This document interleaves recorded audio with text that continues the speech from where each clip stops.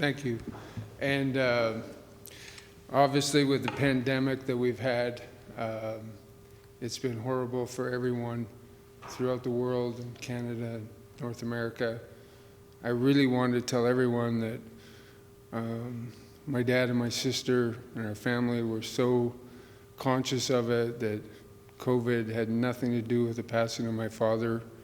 Unfortunately, a few weeks ago, he sustained a bad hip injury. And as he just said earlier, we thought weeks ago that the end was here. He has tremendous amount of faith like I've never seen, but he had a love for life and he didn't want to leave. And we were 21 days sitting with him and just enjoying life, and we got a chance and an opportunity to tell stories. Our grandchildren had never seen my dad after his brain aneurysm, and we were telling them all, you're thankful that you didn't know him before his brain aneurysm because he was a lot tougher. So it's been a tough time. I want to thank everyone in the community who dropped off food, who dropped off sandwiches. They knew we were all there for 21 days. My sister was a champ. She was beside him each and every minute of the day. The grandkids were wonderful. My dad and mom, I know, are so proud. So I thought I would tell a couple stories. I didn't know, I spent the last 4 nights talking with my wife, Janet, thinking what I was going to say. And like I usually do, I try to just kind of wing it and speak from my heart. So years ago, as everyone knows, my dad was such a huge sports fan and hockey guy. And we were playing in a hockey tournament outside of Toronto.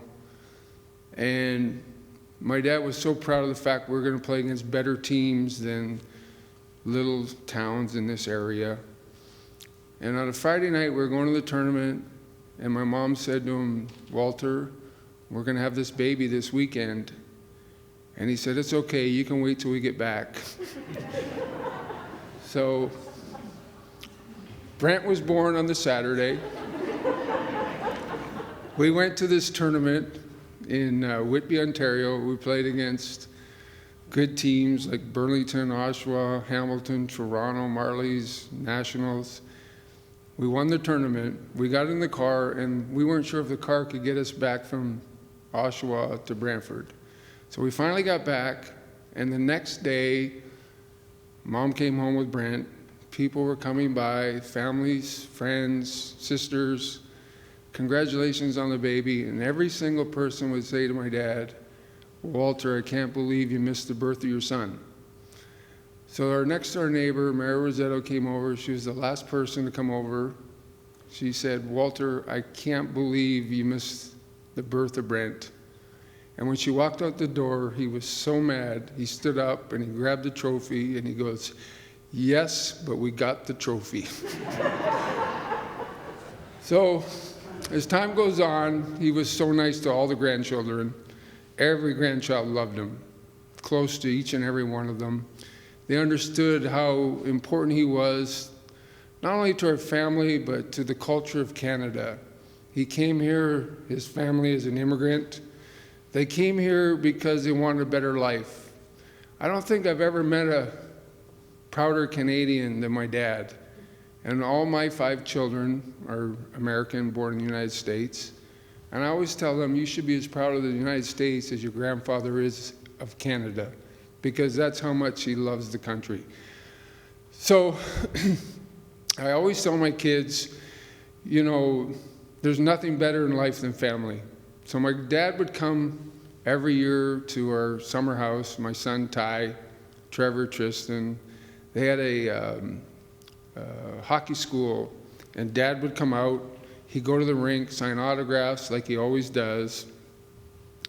And we were playing golf one day, and he's picking up golf balls. And I'm like, we have all these golf balls. What are all these golf balls for?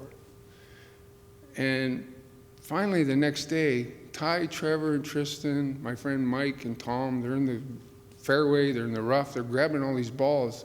And I finally grab them. I said, you guys got to stop grabbing golf balls. They're like, what do you mean? Your dad wants them for the kids. I said, I know he wants them for the kids, but I got to sign them for the kids. So I take my dad to the airport at 5 a.m. Sure enough, we get to the airport, and there's these 2 big bags. And my brother Glenn, he runs out of the car. He's going to get a cup of coffee, and my dad goes, you'll sign these for the kids, right? I'm like, oh my God. So there I was signing for hours.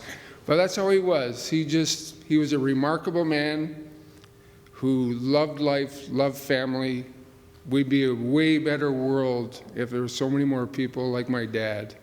Very special. We're all hurting. This is a tough time. I'm so proud of the fact that so many people have reached out and given him such great tributes, because he deserves it.